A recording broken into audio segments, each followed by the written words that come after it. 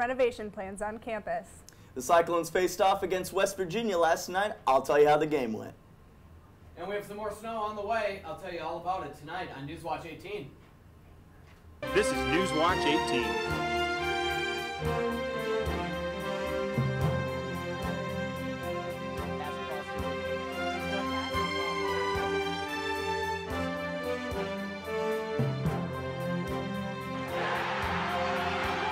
Newswatch 18 starts now.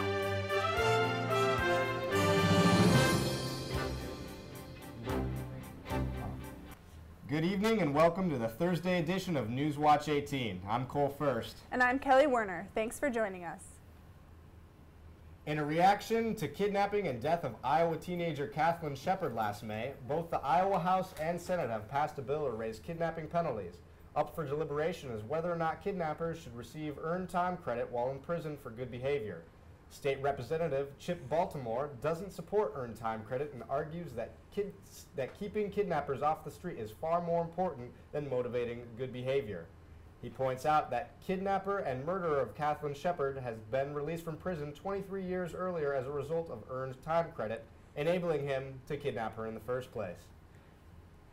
Ames police have announced that Thomas Dooley, reported missing on February 12th, may have left Ames on his own terms. Jeff Huff, Ames police commander, says they have found no signs of foul play or any suspicious circumstances connected to his disappearance. Police speculate he has been in contact with someone and that his whereabouts are possibly in California or Arizona, but neither locations have been confirmed. The presidential election for the government of student body is heating up, at least for some candidates. However, for candidate Barry Snell, the race is over. The government of Student Body Supreme Court has ruled that Snell did not obtain enough signatures to become a formal candidate in the election. Without Snell, the student body's attention now turns to the presidential debate between Hillary Klesher and Kari Fitton, which is happening now in the Cardinal Room at the Memorial Union. The Delta Tau Delta fraternity is set for an upgrade. The Ames City Council passed a resolution approving the demolition of the house. Costs are a main concern for the fraternity, as the remodeling will be around $5 million. Delta Tau Delta, which was originally built in 1953, houses 56 Iowa State men and features 22 parking spots. The fraternity is located at 2121 Sunset Drive. New renovations to the Hub patio will take place this summer to create a larger space. The current patio pavement, retaining wall, and seating will be removed. The Hub will host an open house on Thursday, March 6th to allow visitors to view the plans and give feedback. If members of the campus community are unable to make it to the open house, they are encouraged to submit comments on the project website anytime from March 6th through the 9th. Most people know texting while driving is a dangerous distraction, and it may soon be an illegal one. A bill has been granted initial approval by Iowa lawmakers that will make texting and driving illegal, allowing police to stop a person they believe to be texting and driving. It is already against the law to text while driving, but it is only enforceable if police see it happening when they pull someone over for something else, such as speeding. The bill goes to the full Senate Transportation Committee on Thursday. Not all tractors are used for farming. Some are used for specific events.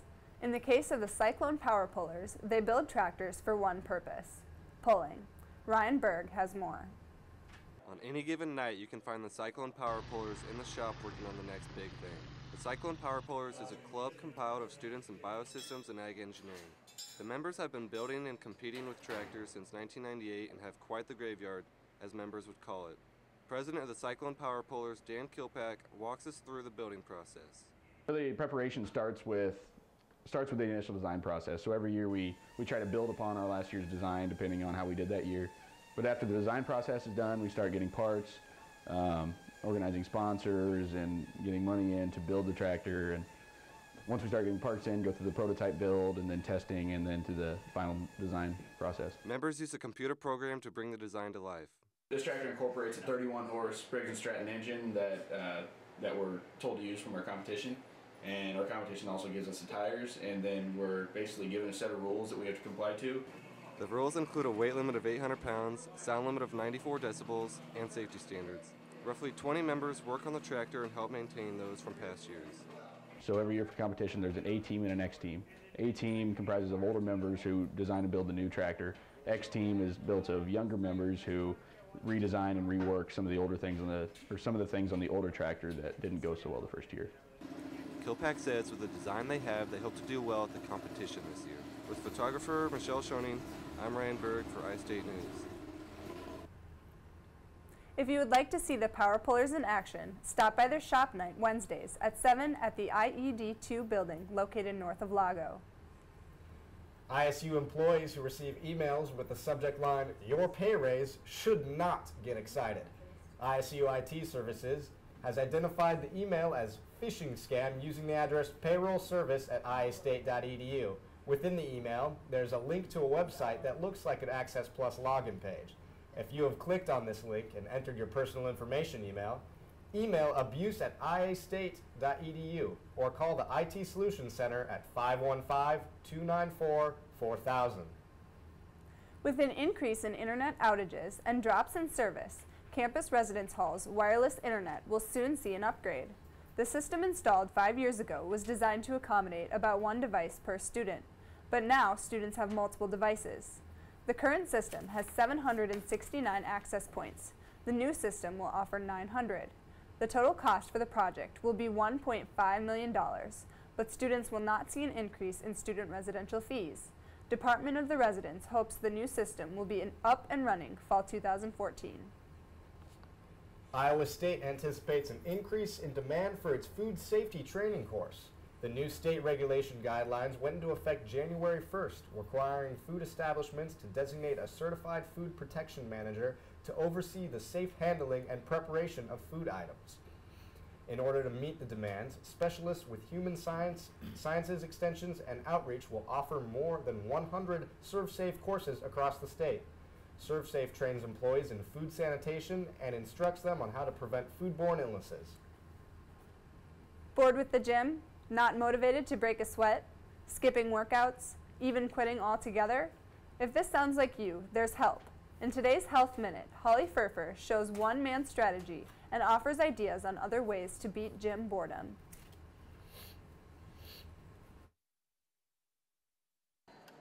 Five days a week, you can find Andy Little here at the gym. But several years ago, that wasn't the case, and simply joining wasn't enough. I just needed something to keep me going, to keep me motivated to continue the workout. So Andy turned to his electronic gadgets. The apps on his phone give him set weight workouts. They also help him track what he's doing. In return, he earns points and completes quests. It's almost like I'm in competition with myself. But if you don't have a smartphone, or if this is not your thing, you can still make exercise enjoyable and engaging instead of dull and dreadful. First, though it may sound obvious, consider mixing things up by taking a class. When people take group exercise classes, it's not like a chore. It's more like a social event. You'll work out together, and then very soon, 60 minutes is up, and you don't even realize you're working out. In small group personal training, the participants usually share common goals, plus camaraderie. But if you prefer an hour to yourself on a single cardio machine, mix up the intensity. So you might want to spike it up, bring it down, take it up again, so more of an interval training. But no matter how you do it, find something that works for you, because when people do get bored, it becomes like work rather than enjoyment. For today's Health Minute, I'm Holly Furfer. And now we're joined by Andreas at the desk. Andreas, tell us what happened at last night's basketball game. Well, the men's basketball team faced off against West Virginia. I'll have the results. Don't go anywhere. You're watching Newswatch 18. Welcome back to ISU TV. I'm Andreas Haffar with your Cyclone Sports Update. The ISU men's basketball team got hammered by West Virginia a few weeks ago. Last night, they got a shot at redemption. Alan Fidelki was at the game. After a crushing defeat in Morgantown a few weeks back, Iowa State got their revenge last night in Hilton. Iowa State held a 6-point lead at intermission, but the Cyclones shot a blistering 65% from the field in the second half as they defeated the West Virginia Mountaineers 83-66. The Cyclones understood from the tip to the end of the game exactly what type of game it was going to be against Bob Huggins' Mountaineers. Whenever you play a Bob Huggins team, it's going to be physical. Devin Williams is a big dude. All their guys are pretty big down low, and they bang pretty hard. So it was a pretty physical game. A physical game it was, as Iowa State went on to outscore the Mountaineers in the paint by a 46-24 margin. Georgia Yang led the Cyclones offensively with 24 points and 7 boards. DeAndre Kane tallied 17 points and 11 rebounds on his way to his 6th double-double of the season. Daz Long went 5 from 7 from behind the arc on his way to 15 points. Most of his damage coming right here in this very corner. All it took was one key thing: tempo.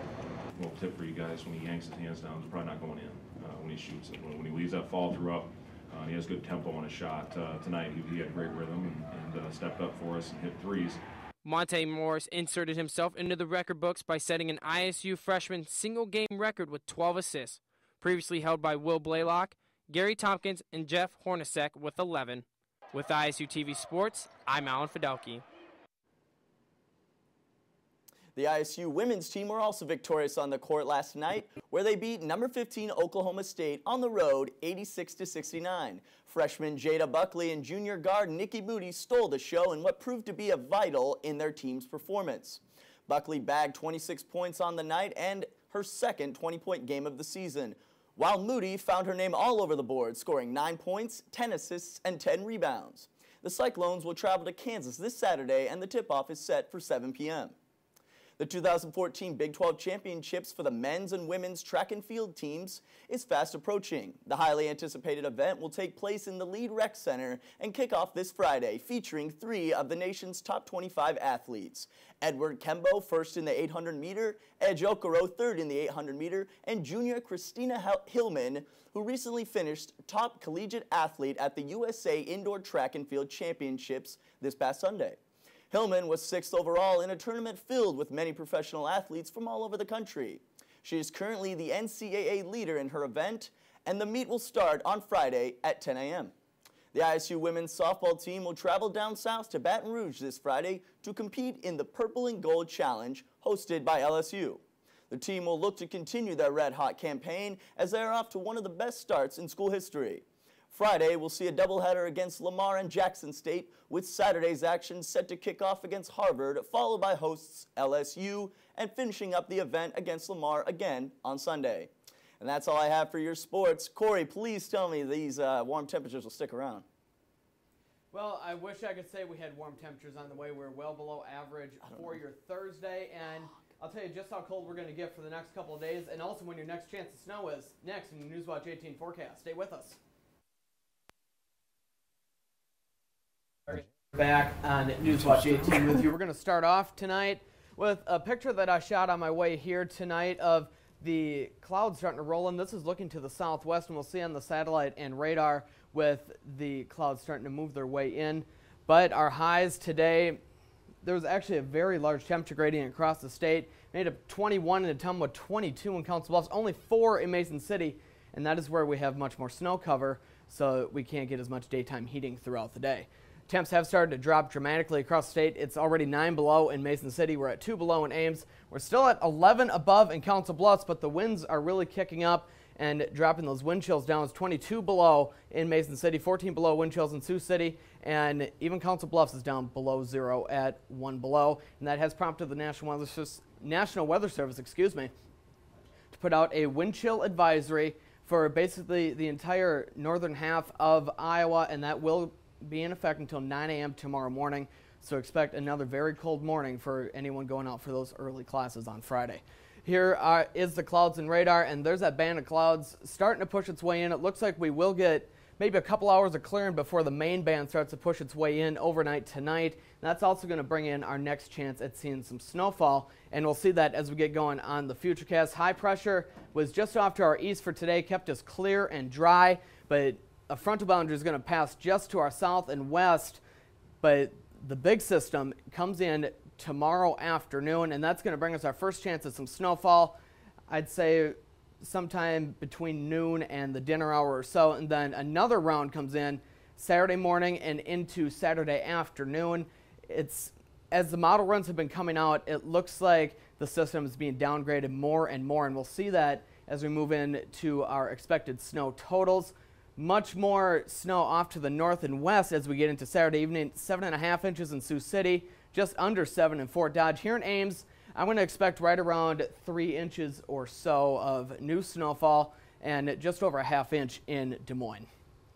Look for -6 tonight with increasing clouds, and it's going to be cold with winds out of the east-southeast at 5 to 10. Rebounding to 25 with snow likely for your Friday, but those winds will still be strong out of the east-southeast at 5 to 15, bringing those wind chills down to right around -20. Your 7-day forecast, Saturday, we really cool things down for the unofficial start to spring with March 1st, 7 for your high, and 60% chance of seeing some snowfall again.